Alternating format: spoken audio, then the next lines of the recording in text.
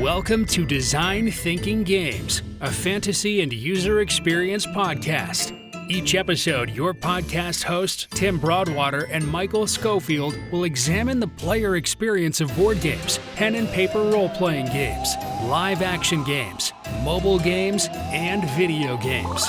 You can find every episode, including this one, on your podcatcher of choice and on the web at designthinkinggames.com. Yeah, so one of the things that I really don't understand, and I've met a couple people in my life, and you're the third one, actually, is LARPing. And so let me give you a little bit of my perspective on this as far as I know it. Like Dungeons & Dragons or Pathfinder or any other role-playing game, there's kind of a game that I came in contact to in college. And I was in college probably from like 95 to 2000. And it was the World of Darkness kind of games, White Wolf. So Vampire the Masquerade, Werewolf the Apocalypse, Mage the Ascension, Wraith the Oblivion, and it keeps going, right? Yeah. And the math system is what I really loved about those games, because in college we could have a werewolf play with a vampire, play with, a risen or whatever. But what I didn't know is that there's a whole community and forums and people who play this game live, and that's kind of live action role playing, right? Right. So, and to my understanding, like I went to Gen Con a couple years ago, and a friend of mine, Kevin, wanted me to go and attend a Vampire the Masquerade LARP.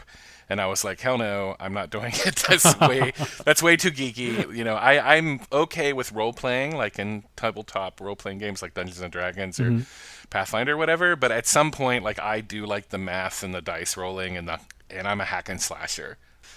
So essentially, the question is, can you speak to that? I mean, I can. I want to clarify a couple of things.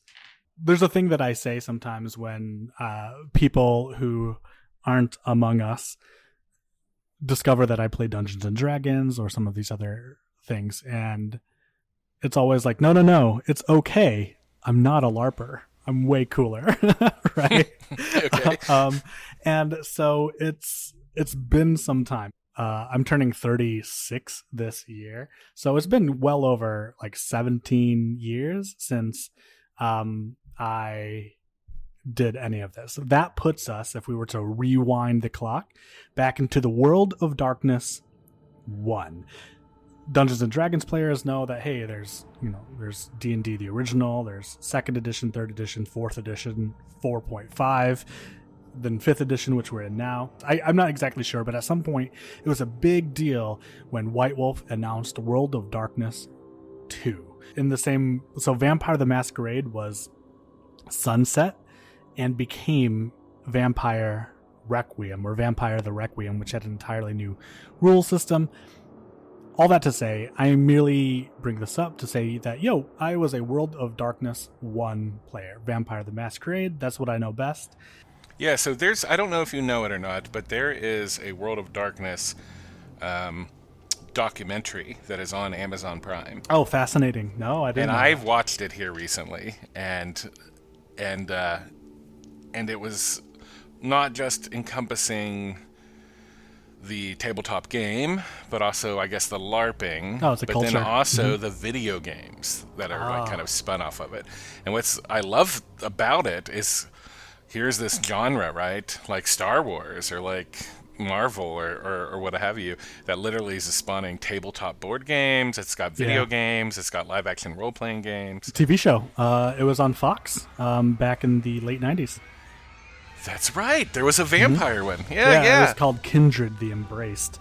And I think it only ran for one season. The Prince, the actor who played the Prince of San Francisco, unfortunately, I think died in a motorcycle accident, but this is well within my teenage goth years, so I remember it pretty well.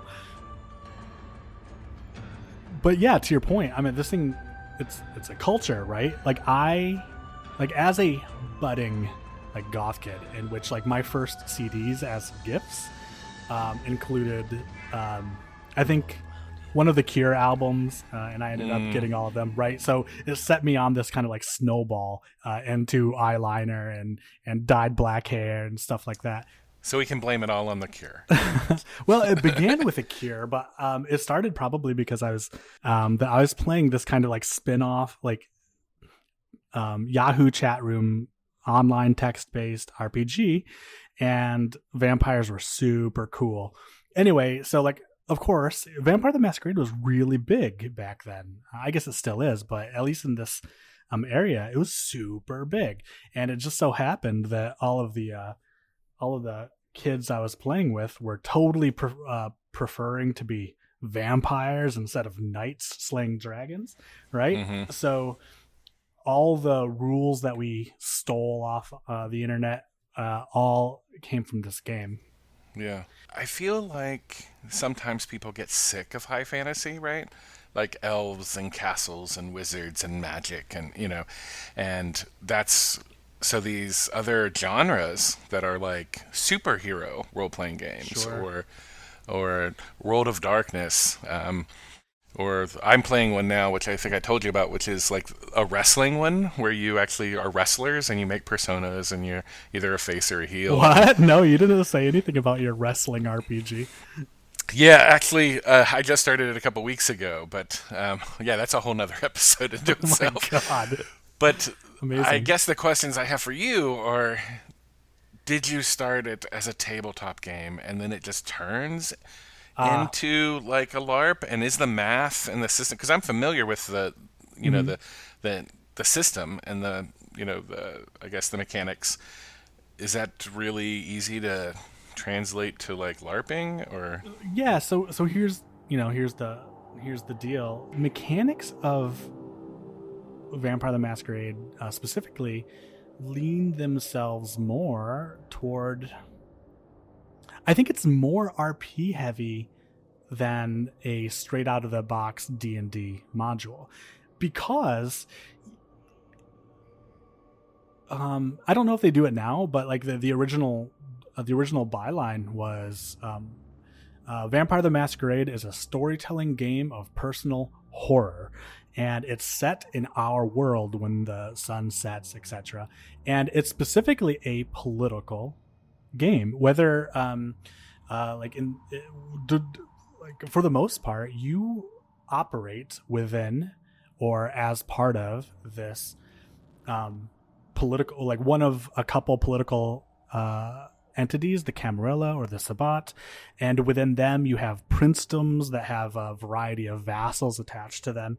And so much of the game and its mechanics and the disciplines, what vampires call their spells, right, are about controlling the social circumstance and behavior. The thing that most people, anyone who hasn't played it before, the appealing or like the most neat thing I guess I found out about it is not just the systems work with one another, right? But though all of the systems, all the characters, as you say, is your own personal horror, that's actually baked into the game, because werewolves have rage. If they can lose their humanity, if they and become totally feral. And I think vampires have a bloodlust or something. No, it's literally called humanity. And you start and it off, can go down, like if you do bad things. and right, it goes down permanently. Yeah, so vampires lose humanity. Werewolves increase their rage. Yeah. And I think Changeling loses glamour or glamour or whatever, how do you like say it? Glimmer or something like that. And I don't know what mages lose. They actually, I don't know what it's like. The paradox is what I think it is. And it's basically like when you use magic in Mage the Ascension, you're kind of breaking reality to some degree, like little fissure cracks in reality, or breaking like physics, right? And you can only do that so much before you go insane, I guess. Yeah. And I know that changelings, like, they become banality as their thing, right? Because they're connected to the Fey world, but they're kind of forced to live here on Earth. And so their connection to the Fey world, like with fairies and satyrs and red hats and goblins and whatever, it diminishes over time. And so the more banal they get and the more they don't get they lose that whimsical fantasy, fey nature connection. Banality is what happens, and they just become human, and they lose it, right? So it's interesting because the White Wolf game's either gaining or decreasing. Like, your characters are can be self-defeating, right? Yeah. So chat room I get. Did you ever play like tabletop version of it? And did you ever play any LARPing of it or video games of it? Yes to all three. The tabletop is more obvious. Like, so yeah, 100% played tabletop vampire, and I ran a couple of sessions or a couple of. They're not called campaigns. You know what I mean? Maybe they are called campaigns. The video games, 100%, have a lot to say there.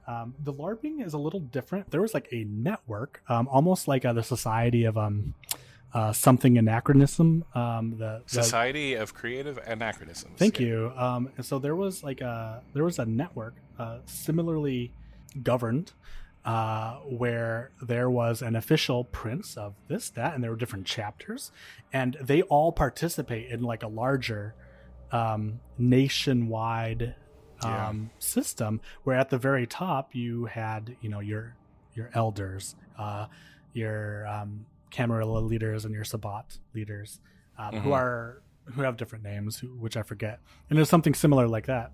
Yeah, so the other person that I've met, my friend John, who's played this, who did it in public, they would use those type of things. And I'm not sure if those are chat rooms or forums or whatever, to where people would organize. They were forums, yeah. Yeah, and so you would have groups coming in from outside the state or outside the area, and they would do these. And he's described it to me before, and I don't have the details on it, but that when they would identify, or like they would just like 100 of them be like in a town, and then essentially they could do like rock paper scissors or something to make decisions or stuff like that. You play rock paper scissors, yeah.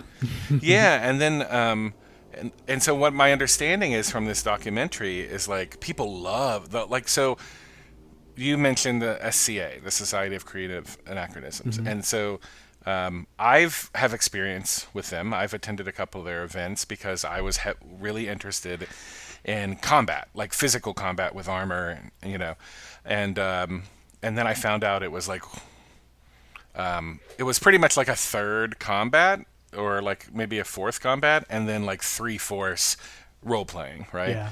And so to me, as we've talked before, it's a little off-putting. I will get down and role play, but it's like I don't want to do it all the time, right? And I'm not a reenactor at all, and I know some people like that, But so I've attended that, and it's been cool, and I've attended some of their combat kind of events, and I've seen like large-scale army battles, right, with SCA.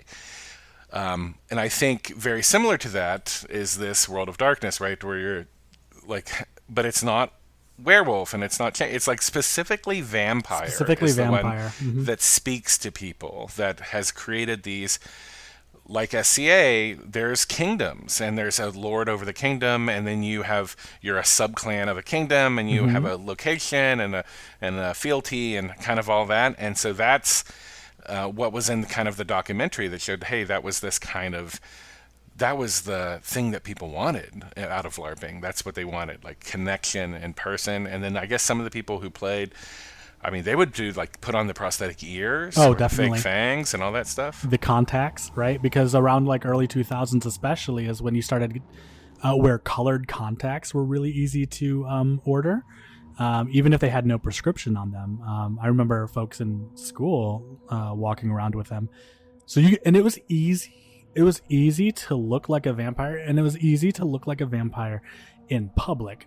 The big conceit generally is that in the World of Darkness is that vampires exist, and they are in your world now. You're not in some city called Haven or Waterdeep. You are in Richmond, or you are in Chicago, and there are vampires here, and you may be one of them. And the idea of a lot of the stuff that we kind of enjoyed was the fact that, like, we are vampires, and we're going to walk around with, like, maybe it's like some small fangs in or whatever without anyone noticing, and we're going to go about our day. But you're always a vampire, right? And so it's that hiding in plain sight kind of appeal that's really neat. And then, of course, like in the LARPing environments,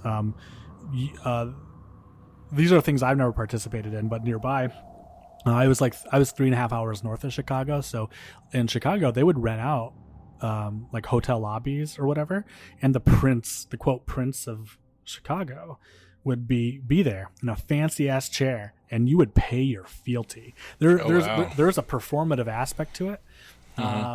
That transcended the game. In fact, there might not even be a story. It's just like, hey, I'm in Chicago. I have to see the prince. I have to announce myself, you know? Have you ever heard of True Dungeon at all? I haven't. I'm going to check it out. So I came in contact with it years ago. True Dungeon it's kind of, it's a little expensive. You pay like $40 a game to do it, maybe more. And essentially True Dungeon is kind of this thing where they set it up at big gaming cons. It's at Dragon Con, it's at certain PAXs, it's at Gen Con, it's at Origins, so the big ones. But basically it's a virtual, it's like, they take a giant space, they put up walls, they do lighting, they do sound effects, there's animatronic monsters in it. Amazing. You all meet up. And so I'll just say this. I'm a level 2 barbarian in True Dungeons. I've played it. I love it. You essentially get with a group of people. You have a character and cards. Every time you play, you get treasure and items, and you keep them all. And the next time you play, you can kind of build your character with what you want to bring, potions and items and armor, right? And you go up in level. But essentially, like, you're going through, you're solving puzzles as a group would, which can be chaotic because there's like 6 of you, and you're in a time limit, and a room's about to close off or you'll die, and you're trying to figure out, the puzzle. But then there's also combat, and the combat is dealt with in a kind of a I don't know, like a bocce ball or a skeet thing, or air hockey table, where you kind of throw your weapons or spells across, and you're trying to get them to land in a certain zone to do the most damage to a monster. Interesting. Yeah. Yeah, so it's very, very cool, and they have a lot of people doing it. Like Will Wheaton has done it, and like famous people, because it's just kind of a cool experience that you want to do with your group of friends, and that's kind of like as LARPing as I go. For me, like I still like puzzle solving and grouping and like getting the treasure, and I like combat, but I know that True Dungeon has like a huge community that does that kind of thing, and I think that's, that's probably the coolest like LARPing thing that I've really kind of enjoyed. You know what's funny? This makes me think of things like the increasing popularity of escape rooms, and that those are horror LARPing, right?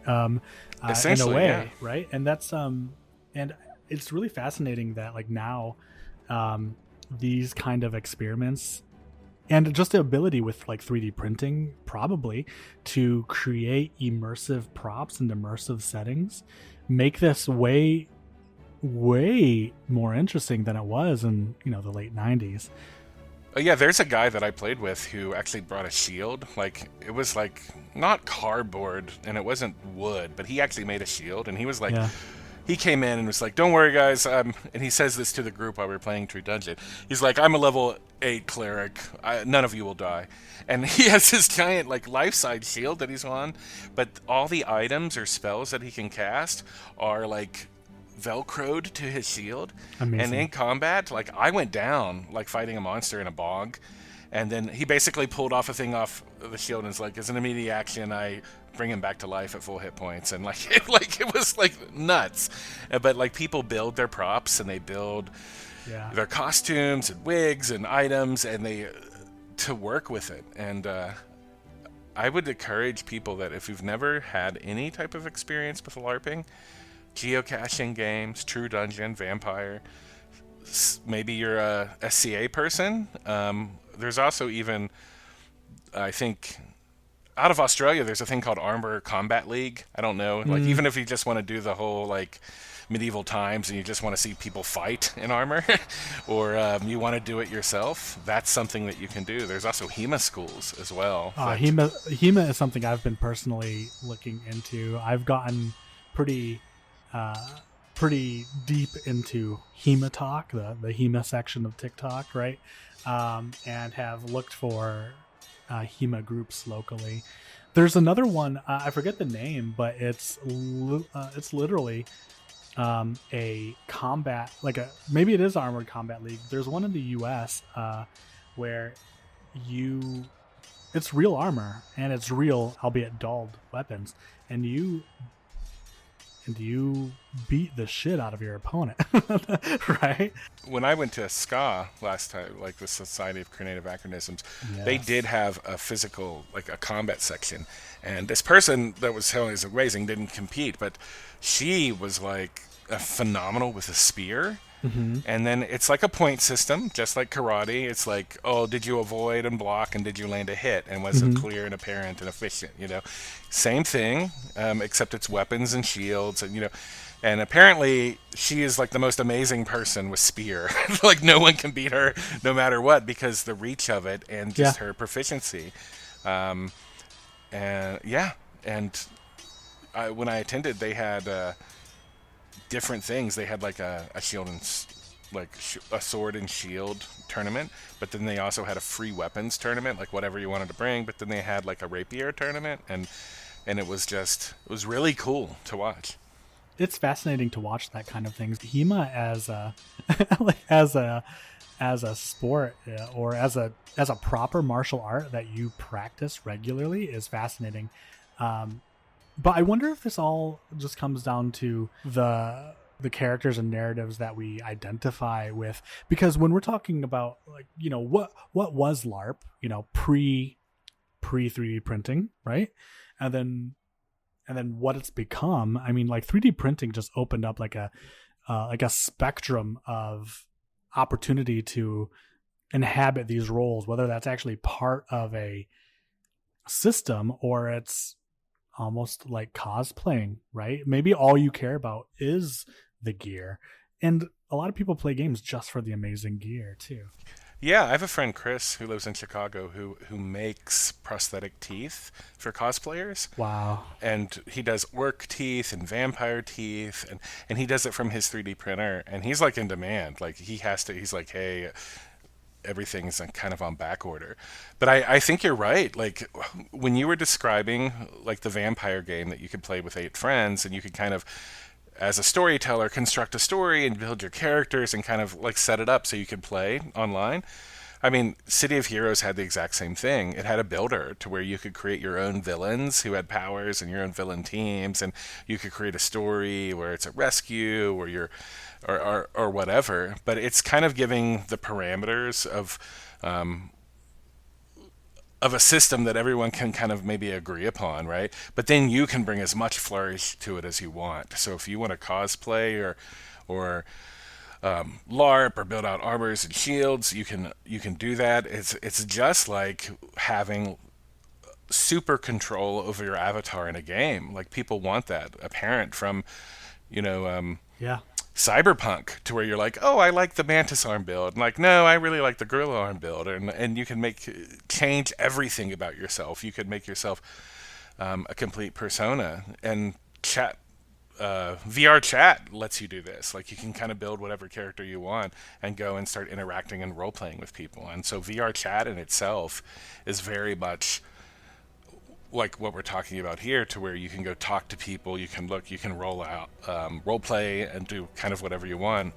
And I think it's that level of just like providing your players or users, kind of at least like in sculpture where they call it like an armature or like a base, like kind of mechanics, and then let people go with it, right? They can do whatever they want with it. They can expand it. They can grow it, make it a community, like whatever. Yeah, and I think the other thing that this raises is just awareness of how the job to be done for these games differs. The reason you play Dungeons and Dragons is dramatically different than, or often different than, the reason that you play old school Vampire the Masquerade. I think that it's what do people want out of games from the player or user perspective. I definitely have played with a lot of hack and slashers at the table, and I'm sure we all have. The people who are just like, I have the best build, I can cleave, I can super cleave, I can step up when you try to get away from me, and just like they love being able to pour into like building this kind of combat build. But just on the flip side of the coin is literally the role player who wants to have that role-playing experience, who wants to develop the history and narrative of their character, which informs how they're acting in the game. And I think there's this kind of balance between roleplay and hack and slash. And the people who, I guess in my mind, the one side of the coin is the role player, and the other side is like the miniatures person, like your BattleTech 40K or Warhammer 40K or BattleTech or whatever, because those are people like, I just pure combat strategy. And then there's this kind of nice easy balance in the middle to where, which is what I like, and I think a lot of players, what they like about Dungeons and Dragons or Pathfinder or even White Wolf games, to where it's like, well, I want to role play, but I also want abilities and I want to roll, and you even have miniatures, optionally. Cool 3D printed maps and to fight the big bad evil guy in. Yeah, so there's the spectrum, right, of what each player is looking for, and it doesn't really matter if it's tabletop, LARPing, or MMORPG. It's really the bubble is like the combat build versus the role playing and interaction, and I think you're always going to have people who follow on that Kinsey scale, in lack of a better metaphor, because I know that I love it. Yeah, but of like, what is your role player's Kinsey score? I